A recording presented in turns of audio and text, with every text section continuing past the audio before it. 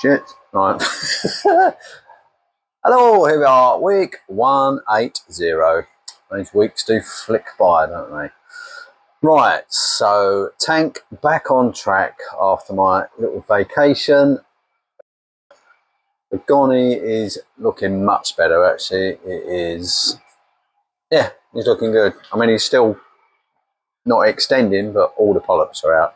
So last week it was just a skeletal ball sitting in the tank. So this time it looks like he's had a skinhead haircut, but it's definitely going in the right direction. So yeah, I've not really made any changes, to be honest. I slightly adjusted the auto water change, which seems to be running fine. Sump level's been good, and I put the old CO2 bottle back on the calcium reactor because there was still some in it. But I have purchased 3 of these, so I'm going to give them another go. I thought, obviously, I can't base it on just one bad experience, so I've got 3 of them, just in case they only last a day. So I will put that on later and hopefully have more success than I did with the last one. I've also bought these. These are Reef. I like Reef nutrition stuff. I just don't like the cost of it. So that is a bottle of pods, basically Tigger piece pods.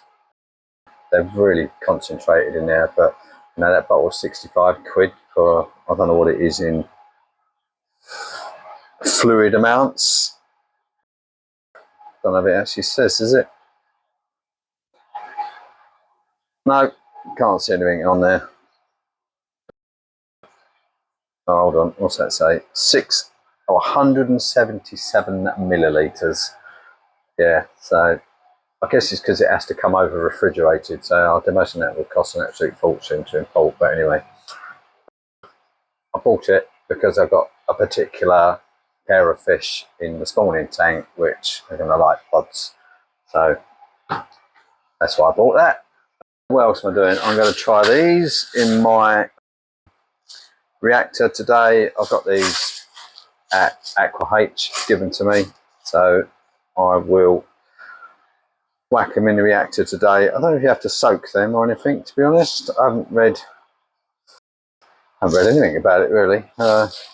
Normally the marrow ones you boil, or you add boiling water for like an hour or so before you put them in the reactor. So I have to read up to, I'll do that on there. And what else did I do? Oh yeah, so I've worked out everything that I need for the Trace K elements. So the last video I said I've already done, I've mixed up and I have a batch of Trace A ready to go. Trace K was actually easier, to be honest. And I've worked out basically that I can, for £100, I can make 25 litres, so I can make 5 litre batches because they come in that container which is 5 litres. So basically with the A and the K, because I think I worked out I can make the same with the A, so basically £200 I can make 5 batches of A and K. So if I bought that, that'd be £1,300. So basically I'm saving 1,100 quid there by making my own, which is, you know, it's not an insignificant amount of money. I mean, it also allows me to tweak what is in there. If I do ICPs and, you know, the ratios are slightly different for the consumption in my tank, then I can add whatever particular trace element is being used and adjust it for my tank really. So it gives me that flexibility, so that's quite nice. So I will probably make them up in the next week or 2, and then I've got the A and the K ready to go when the current ones run out. So pretty simple really, quite easy to get the components that are needed as well. So I've got people coming to look at the tank on Friday. So I've got one arm reefer, I've got TV Corals, which is Tom, who does the, what does he do, the Sunday morning, Friday night live stream? Both of them, one of them, I don't know. And Dave. That's all I've got, Dave. So I've got 3 people coming. So we come Friday, have a look at the tank, and I think we're going to go and do a couple of local stores because they are from, I don't know where they're from, Rotherham, Yorkshire way. So obviously they don't come down here that often. So I've got a few local shops around me, 20-minute drives away. There's probably 5 or 6 shops actually. So yeah, so that would be good to have a chat on Friday. I've not really got to do anything to the tank really. I mean, this is my maintenance day, so I will do a bit of a water change, clean the tank downstairs, clean the sump out. I put a big power head in the sump actually. Oh, I don't know if I actually mentioned it. I took the nitrate reactor out because, not because there was a problem with it actually, but because it was woefully undersized for this tank, so it wasn't really doing a lot in terms of bringing the nitrates down, and it just took up room in the sump. I've got a small sump on a big tank, so I haven't got a lot of room, and I just decided, I took it out before I went away,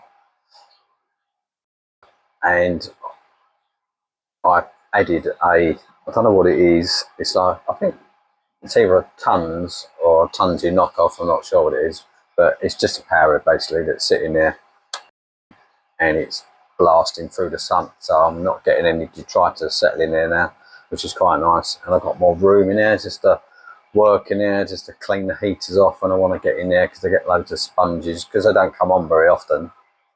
Like all over the summer months they get absolutely smothered in sponge, so I just like to make sure they're all cleaned off before winter kicks in and they start to come on. 1, because I want to make sure they work, and 2, I just don't want them killing off a load of sponges and sending them into the tank really. Yeah, so that is what I've done this week. Yeah, can't think of anything else on this tank. I've done some stuff on that tank, different video, so I'll put that out later. But oh yeah, one thing that did happen is the Panta Rhei pumps that I've got 2 on that end of the tank, and I mean they've been fine actually. They're a pain in the arse to clean though, really fiddly to clean to be honest. They don't come apart, which is a bit weird for me. The only thing that comes off is like the cap on the front, but like the whole body of the pump and all the little grills and that, you got to try and get in there. And I was like, I mean, it just seemed a weird design to me. But anyway, and the other thing they've got is, clownfish. Sorry, clownfish have laid eggs. What was I saying? Yeah. So the other thing they got is they pivot on they got like a flat magnet base, and they've got a pivot point. It's only like one direction, but it's got a Allen key kind of, I'd imagine it's titanium screw, which you get it in position and you tighten it, which is awkward really, to be honest. And for some reason that had come loose, and every time I kept orientating the pump so it faces up, because I want it to disrupt the surface of the water, it just kept poking down, flopping down into the bottom of the tank. So that's one of those examples where not having sand is an absolute godsend, because if I'd had a sand bed it would have just gone boof and it would have just sent tons of sand all over the tank. So it's not as bad as it could have been, but I had to take the whole thing out, then I had to find the right size Allen key, and I had to tighten it out. It's just a faff, isn't it really? Yeah, so there could have been an easier mechanism, I think, to do that, but there you go. I mean, the whatever that is, I've forgotten what that pump is.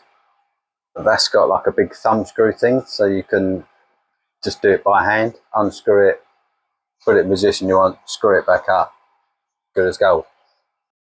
So just, just silly things, isn't it? And just things are harder than they need to be.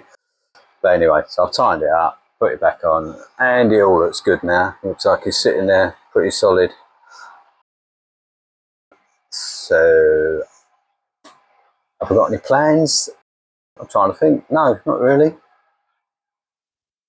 No, the Milli's looking a little bit better. Still can't work out whether it's sulking because of what went on the holiday, or it's sulking because she's got a saffron goby living in it, which is just pissing it off, really. Hard to tell, but he seems very happy, that fish in there. he's got his own little colony, and he seems very happy.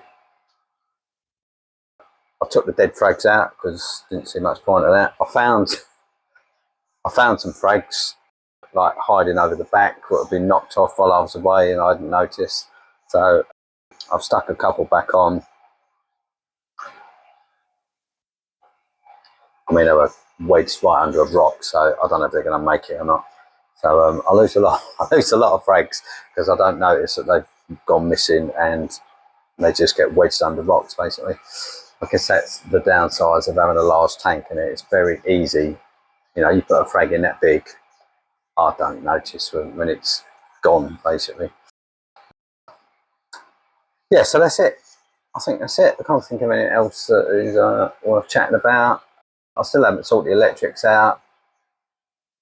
I'll probably get rid of the fridge because the only reason I had the fridge really was to keep my first bite pouches of CO2 pods, and apparently they don't need to be kept in the fridge anyway. But it's handy having a fridge. Sometimes I put my beers in there, so maybe I'll just buy a newer one. I'd like it's a pain in the arse, that fridge, really, because it just fits under there. It's bigger than it needs to be. Most of it is just empty space, so I might try and see if I can get a smaller one. Right, what did I do? No, I think that's it. The only thing I changed is I am reducing the amount of kalk going in, because obviously we're getting to that time of year where it's getting colder. So, like for example, I'm sitting there now and none of the cooling fans are on, just because it's colder outside. It's only, I don't know what it is, 12 degrees or something now. So the evaporation obviously comes off or goes down. I can't actually remember. I think I'm at 17 litres now. So it's come down. When it comes down a lot, so it's dropped by about 9 litres a day as the temperature comes down. And if I remember rightly, I think it goes down to about 14 in the winter. So it's a massive difference. So I have to make the difference up, so to speak, by upping the calcium reactor and upping the sodium hydroxide. I tend to try and use the calcium reactor more. I just think the tank seems to react better to the calcium reactor dosing than it does to the sodium hydroxide. So I don't know whether it's not as harsh or something. But yes, that's what we are. Need to feed the fish, actually. It's time. A bit early, but anyway. So I'll feed the fish. Oh, got a cup of tea there.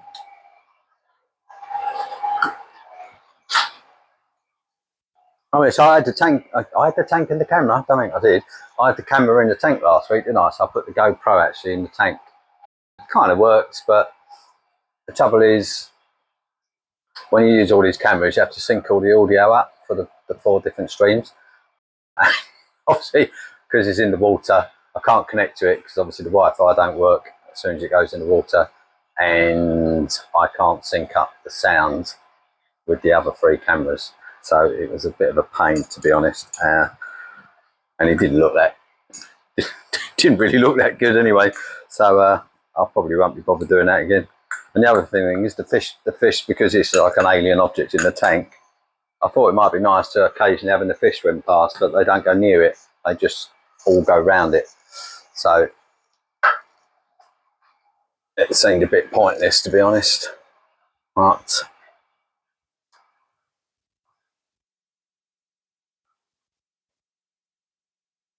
fish look good though. They do look good actually. They're nice and happy.